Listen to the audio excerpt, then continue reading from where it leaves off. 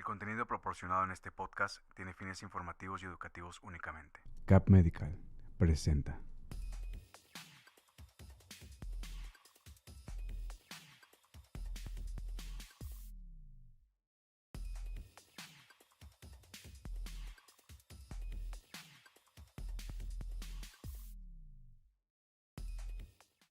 ¿Cómo están? Buenas tardes. Muchísimas gracias por estar aquí otra vez con nosotros. En este martes a la 1 de la tarde, como todos los martes, estamos teniendo la sesión de consulta virtual aquí en Neuromesa.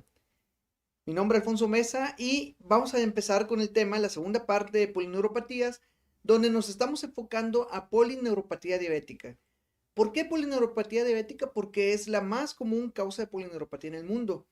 Y en México somos el porcentaje de población con más diabetes en el mundo. Entonces es algo que es común verlo aquí en nuestra comunidad que viene aquí a la consulta y que tienen muchas dudas o preguntas de cuándo ya se diagnostica, qué hacer si se diagnostica y cómo es que se lleva el proceso del diagnóstico a una polineuropatía diabética, porque se pueden confundir con muchas otras cosas. Entonces nos preguntan directamente a redes y hemos enfocado a las preguntas que nos hacen, porque en general estas preguntas es un resumen de todas las pequeñas preguntas que nos han hecho y aquellas preguntas las englobamos en estas 10 preguntas principales. Primero, ¿cuáles son los primeros signos que indican que una persona tiene polineuropatía diabética? Como lo habíamos comentado, nosotros podemos en la consulta hacer estudios por medio de un diapasón. El diapasón es para provocar vibración y hacer que el paciente nos diga si siente o no vibraciones en algunas salientes óseas, como son en las manos o en los tobillos o en los pies. Ponemos el diapasón y le decimos al paciente si siente o no la vibración. Si no la siente, los primeros datos clínicos de un paciente con polineuropatía diabética es la pérdida de vibración. Sin embargo, es difícil que los pacientes en la consulta, ¿sí?, los pesquemos en estas etapas iniciales. Muchas veces cuando los pacientes aquí en México vienen a consultar es que llevan muy avanzado el proceso patológico de la diabetes, con un descontrol importante, y que estos ya llevan más allá que solamente tener alteraciones en la vibración. Ya empiezan a referir datos de signos y síntomas referentes a la polineuropatía diabética, como empiezan a sentir adormecimiento de manos y pies, empiezan a sentir como un hormigueo, como un cosquilleo, o inclusive un dolor como una punzadas o un dolor de tipo choque eléctrico, y que estas características aunado a un paciente con mal control de diabetes mellitus nos hacen el diagnóstico definitivo de una polineuropatía diabética. Las neuropatías diabéticas pueden ser de muchísimas formas clínicas de expresión aún muy raras. La más común es esta, donde se empiezan a afectar los pacientes con alteraciones de sensibilidad en manos y pies, que nosotros llamamos en guantes y calcetines, porque es las zonas que se afectan. Sin embargo, hay pacientes que dicen, me duele la espalda, como si tuviera, no sé, un dolorcito aquí en la costilla y en la espalda, y es una neuritis de tipo intersticial o torácica por neuropatía diabética. Hay pacientes que dicen, doctor, no puedo ver bien, mire, se me cayó el ojito, dice, veo borroso y esta cara la siento rara. Entonces el paciente puede tener una alteración de una neuropatía craneal múltiple y empezar a tener problemas con nervios craneales y que sea por diabetes mellitus. La diabetes mellitus es la causa más importante y como paréntesis quería comentarles un caso que tuve en esta última semana. La diabetes es la causa más común, pero no es la única. Y hay veces que hay que buscarle mucho a un paciente para llegar al diagnóstico de polineuropatía. Con esta paciente, antecedentes, muy joven, 43 años, antecedentes de cáncer de mama, y que se había ya hecho una mastectomía con irradiación y que le habían quitado algunos ganglios positivos en axila.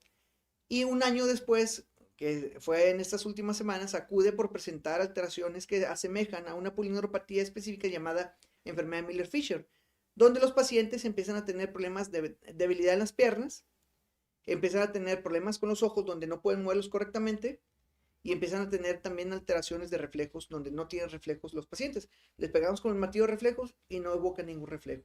Entonces con ellos hicimos el diagnóstico de Miller-Fisher, se le puso un medicamento aparte de inmunoglobulina, tuvo el que la enfermedad se parara. Sin embargo, al momento de seguir avanzando la enfermedad, vimos que la paciente también tenía ya implantes de nuevo de este cáncer en la columna y lo que estábamos viendo era un síndrome Miller-Fisher paraneoplásico. O sea, las tumoraciones a veces el cuerpo ataca el tumor y se equivoca o asemeja las células tumorales a células normales de nuestro cuerpo, los nervios, y atacan también a nuestros nervios, pensando que son las células tumorales. Entonces provocan polineuropatías autoinmunes causadas por algún cáncer que se llaman síndromes paraneoplásicos. También nos preguntan, ¿cuánto afecta la polineuropatía diabética a tu calidad de vida? Muchísimo, porque si sigue avanzando la polineuropatía diabética, el siguiente paso de cuando yo ya empiezo a sentir las manos y los pies dormidos es empezar a tener problemas para caminar. Los pacientes empiezan a caminar con la base de sustentación, en lugar de que los piecitos estén juntos, se empiezan a aumentar la base porque empiezan a tener titubeos al momento de caminar y empiezan a caminar con las piernitas abiertas, con las piernas abiertas, viendo hacia abajo, porque sienten que se van a caer y se agarran de todo, con mucha torpeza para caminar, y eso es causado por la diabetes. Se llama pseudotabes dorsal o ataxia sensitiva de la marcha. Los pacientes empiezan a deteriorarse en la médula, en la región posterior de la médula, donde van, sí, cordones de células o cordones de axones, que son como cables, mandándole señales de la punta de los pies a mi cerebro de cómo estoy pisando en el suelo en tiempo real. Entonces, aunque yo vaya con los ojos cerrados, voy sabiendo que va pisando el suelo y voy sintiendo cómo esto vamos teniendo un piso regular y irregular y un equilibrio adecuado. Cuando esto está alterado por la diabetes, empiezo a tener problemas aún con los ojos abiertos y batallo para poder ver correctamente dónde voy pisando y voy con torpeza. Y esto le llamamos ataxia de la marcha sensitiva por una pseudotabes dorsal, y es una complicación importante y grave de pacientes con una neuropatía diabética por las caídas que esto representan, y aparte que significa que tiene un descontrol muy importante de la diabetes mellitus de los pacientes. Entonces, tener un control muy importante de su glucosa y el que el paciente lleva un tratamiento adecuado nos puede evitar estas complicaciones a largo plazo. Nos preguntan también qué es consejos para controlar los síntomas de la neuropatía diabética día a día. Primero que todo, como la neuropatía diabética puedes tener alteraciones de sensibilidad, te puedes picar con un clavo en un pie y no lo sientes. Entonces puedes tener úlceras, infecciones y no te das cuenta hasta que no te los ves. Todo paciente con una polineuropatía diabética hay que checarse las manos y los pies para establecer que no haya ningún tipo de alteraciones en los sienos. Entonces, todas las mañanas checarse la planta de los pies, el dorso de los pies, checarse las manos, dorso y palmas de manos, para establecer que no haya ningún tipo de lesión porque no lo sentimos. Y al no sentirlo, pues nos podemos lesionar sin darnos cuenta. Entonces es importante que establezcamos nosotros si tiene alguna de este tipo de alteraciones. Nos pregunta, ¿cuál es el mayor desafío que se enfrenta al vivir con polineuropatía diabética? Alteraciones en la marcha. ¿Por qué? Porque los pacientes se pueden caer. Yo he visto pacientes con fractura de cadera, tienen traumatismos craneoencefálicos, inclusive de hematomas en el cráneo, por caerse, no poner correctamente las manos porque tienen un reflejo disminuido, y los pacientes empiezan a tener complicaciones de estas caídas secundarios a que tienen una polineuropatía diabética. Mencionan, ¿cómo te mantienes positivo o motivado a pesar de tener polineuropatía diabética? El mejor es ejercicio. Lo que más te va a aumentar la serotonina para que tu cerebro esté más tranquilo es hacer ejercicio. Se oye muy trivial, dicen, todos los médicos dicen lo mismo, sí, pero los pacientes no lo hacen muchas veces. ¿Por qué? Porque la vida es muy difícil en la ciudad, porque no hay tiempo, porque tengo pereza, porque estoy deprimido. Entonces, tenemos que como médicos hacer esa arte de la medicina, no solamente de ciencia, sino ese arte de transmitir esa necesidad de hacer ese ejercicio que le va a ayudar al paciente, pero como el paciente también lo puede ver como algo positivo. Entonces, también está dentro del paciente, pero también nosotros como médicos, está en nosotros el poder ayudar a los pacientes a decidir una mejor calidad de vida, dependiendo si quieren o no realizar ejercicio, y ejercicio aeróbico y anaeróbico, o sea, pesas, también caminatas importantes para que disminuya el riesgo de complicaciones, y por otro lado también mejorar la calidad de vida del paciente, inclusive que esté más feliz con el día a día. Nos preguntan, ¿qué tratamientos alternativos ha probado la polineuropatía diabética? Varios, pero no han tenido ese efecto excepto uno, que se llama benfotiamina. La benfotiamina es una forma activa de la vitamina B1, que es la tiamina. Y esta se ha visto que se absorbe con mucho más efectividad en pacientes que tienen polineuropatía diabética y acelera el proceso de funcionamiento de las neuronas, principalmente de las células que les dan una cobertura de mielina, que se llaman células de Schwann, y esto hace que los pacientes tengan una mejoría en la sintomatología. Entonces, si hay tratamientos alternativos que la ciencia nos ha dicho que se ha beneficiado, como la benfotiamina y también como el ácido lipoico, que es el ácido alfa lipoico o ácido teóctico, que también ha tenido una cierta mejoría con los pacientes que tienen neuropatía diabética ya demostrada y que podemos tener un control a largo plazo. Sin embargo, este ya es un medicamento establecido. Entonces, como medicina alternativa a este tratamiento, se han visto muchos otros tratamientos que se han utilizado que no han tenido una función o han tenido muy limitada la función, que es más el costo que el beneficio.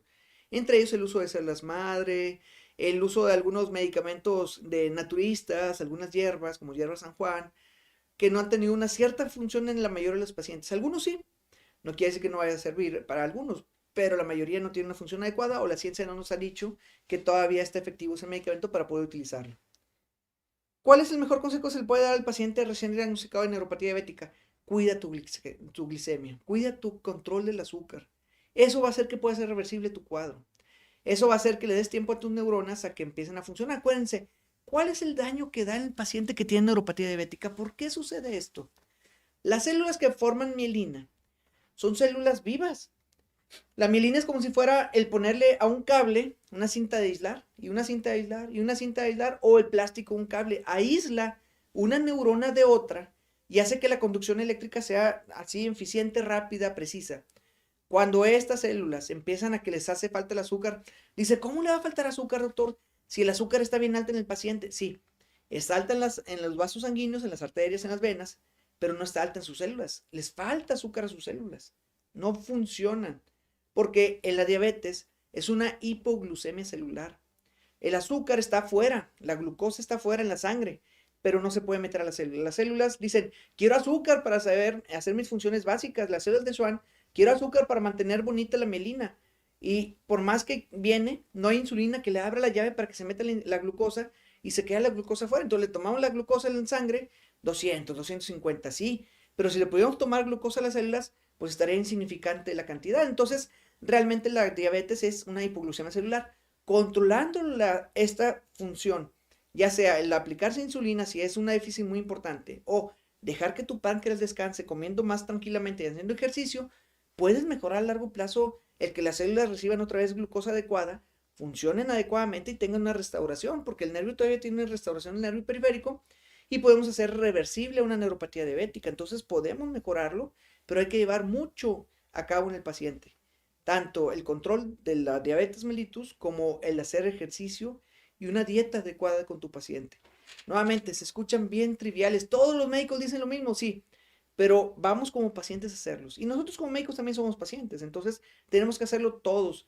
Si la comunidad de México sería una comunidad de más deportistas, sería mucho mejor ese aspecto, ¿verdad? Lo metabólico. Nos preguntan, ¿cómo cambia tu rutina diaria al ser diagnosticado con diabetes mellitus y neuropatía diabética? Primero que todo, que tienes que revisarte todas las mañanas de tu vida, sea domingo, sea lunes, sea martes, tus pies, tus manos, para establecer que no tengas ningún tipo de alteraciones que no hayas sentido en el transcurso del día. 2. Necesitas tener un control adecuado de las infecciones en tu piel, porque no te van a avisar si están ahí presentes, porque te va a limitar la comezón, te va a limitar el que se produzcan manchas, y no vas a ver adecuadamente. Entonces tienes que estar muy atento a lo que tu cuerpo te diga sin el dolor, porque el dolor puede desaparecer al tener neuropatía diabética. Preguntan, ¿qué tipo de apoyo encuentran más útil en un viaje los pacientes con neuropatía diabética? ¿Sí, perdón? Doc, Sí. buenas tardes. Nos llega una pregunta de redes. Sí, por favor. Dice, doctor, ¿le puede dar polineuropatía diabética a un niño con resistencia a la insulina? Sí. La resistencia a la insulina quiere decir que sí forma insulina su cuerpo, pero las cerraduras, ¿sí? Como las células están dañadas por la diabetes mellitus en descontrol o por una intolerancia a la misma, no pueden abrir correctamente y no les entran tanta cantidad de glucosa a las células. Todos los pacientes con intolerancia a la glucosa, que es más raro, ¿sí? Si ponemos un paciente diabético en mal control, un diabético en control, acá estarían los pacientes con una intolerancia a la glucosa. O sea, estuvieran con menos riesgos inclusive que pacientes diabéticos de largo plazo. Pero aún así tienen riesgos y aunque sean niños, sea adolescentes, sea adulto, puede darles neuropatías diabéticas y que podemos controlarlo. ¿Cómo controlar a un niño? El niño se controla mucho mejor con diabetes, con control de la cantidad de glucosa que ingieren. Hay que controlar muy bien su peso. Muchas gracias a las preguntas que hay en redes sociales. Me preguntan también qué tipo de apoyo encuentra más útil en tu viaje en un paciente con neuropatía diabética. Tener mucho cuidado dónde van sentados a largo plazo. Cada 3 horas necesitas levantarte y 15 minutos caminar. Entonces un paciente con neuropatía diabética que va a viaje, por ejemplo, en carro de aquí a Mazatlán, tiene que pararse cada 3 horas en Torreón, en Durango, luego ya en Mazatlán, para que él pueda caminar y no tenga lesiones por compresión crónica en algunas partes de su cuerpo, porque él no siente, no va a sentir molestia, sino simplemente va a haber enrojecimiento, pero puede haber ulceraciones y puede haber datos de infección. Entonces, tener cuidado en eso. Segundo, ponerse medias elásticas cuando van en un vuelo o que tenga más de 2 horas el estar sentado. ¿Sí? ¿Por qué? Porque eso puede provocar que tengan trombosis tempranas y que tengan riesgo de tromboembolias pulmonares. Entonces, tener cuidado con los pacientes diabéticos en mal control, que tengan polineuropatía diabética, de ponerles medias elásticas si van a un viaje de más de 2 horas de estar sentado. Y lo 3, ponerse ropa muy cómoda para que no les moleste al momento de tener los datos de polineuropatía diabética y que esto les esté molestando el día a día, porque les puede calar, porque pueden estar un poquito más sensibles a los cambios de las texturas. Entonces, lo más adecuado para que el paciente se sienta lo mejor posible. Por último, me preguntan, ¿cuál es el mayor logro personal desde que he comenzado a tratar neuropatías diabéticas? Que el paciente se controle. He visto muchos pacientes que llegan aquí, juez, pero me acuerdo uno mucho, que vino de Pachuca. Vino de Hidalgo, muy mal control de su diabetes, sí, pero decían, es que, ¿qué puedo comer? Le digo, como rancho, ustedes tienen comida deliciosa ya y nutritiva y todo, pero en el día a día, como él trabajaba mucho ahí en la ciudad de Pachuca, pues comía mal. Entonces le decía, no, mire, hay que comer mejor, pero tener un control adecuado, hay que iniciar la insulina usted porque ya es necesario. Y dice, no, es que la insulina deja ciego. No, deja ciego la diabetes. Y que la insulina se ponía ya al final. No, le hicimos un índice de HOMA para establecer si tenía o no alteraciones por la cantidad de insulina. Tenía una insulina muy baja, le pusimos insulina, le dimos tratamiento médico, le explicamos muy bien por qué la diabetes, le dimos tioctasis, benfotiamina, y de que el paciente llegaba con bastón cuando empezó inicialmente a venir a la consulta, dejó el bastón, empezó a caminar mejor, empezó a correr, agarró la bicicleta y ahora me manda fotos el paciente, ese ya lo vi hace como 4 años. Me manda fotos de que ya está haciendo 61 años y ya empezó a hacer carreras de 5 y 10 kilómetros. Entonces, ¿se puede lograr? Sí, se puede lograr. Pero mucho también vale el paciente que tenga esas ganas. Él tenía depresión y por eso no quería hacer las cosas. Le dio un antidepresivo dentro del tratamiento y mejoró mucho el paciente. Entonces se pueden tener esos casos de éxito, pero tener una mejor relación médico-paciente y que el paciente también tenga motivación para poder salir de ese cuadro vicioso de me siento mal, estoy peor con la enfermedad, no me cuido, me siento peor y así se va el ciclo vicioso, romper ese ciclo vicioso y tener un mejor control con tus pacientes. Entonces, tenemos esto para un control adecuado de la neuropatía diabética. La neuropatía diabética, como les dije al principio, es la causa más común de neuropatías en el mundo, entonces vamos a ver muchas en la consulta. Y si vas tú como paciente diabético a la consulta de medicina familiar, de medicina interna, siempre pides que hagan un control adecuado con el uso del diapasón para que vean si no tienes inicio de neuropatía diabética. Muy bien, pues muchísimas gracias por estar aquí con nosotros. Nos vamos a ver el próximo martes con el tercer parte de tema de polineuropatías. Vamos a hablar de polineuropatías autoinmunes y polineuropatías secundarias a cáncer. Entonces, vamos a enfocarnos ahora a este tipo de neuropatías. Por si tienen dudas o preguntas, en las redes sociales, por favor, nos las ponen, ya para que podamos nosotros sintetizarlas y hablar acerca de preguntas y respuestas acerca de este tema, que es un tema interesante y difícil porque es rara la enfermedad y que tenemos que tener un control muy estricto de la enfermedad de base. Cualquier otra duda o pregunta que se tengan, por favor, ahí estamos con gusto en redes sociales. Cuídense mucho, muchísimas gracias por estar aquí con nosotros y nos vemos la próxima semana. Saludos.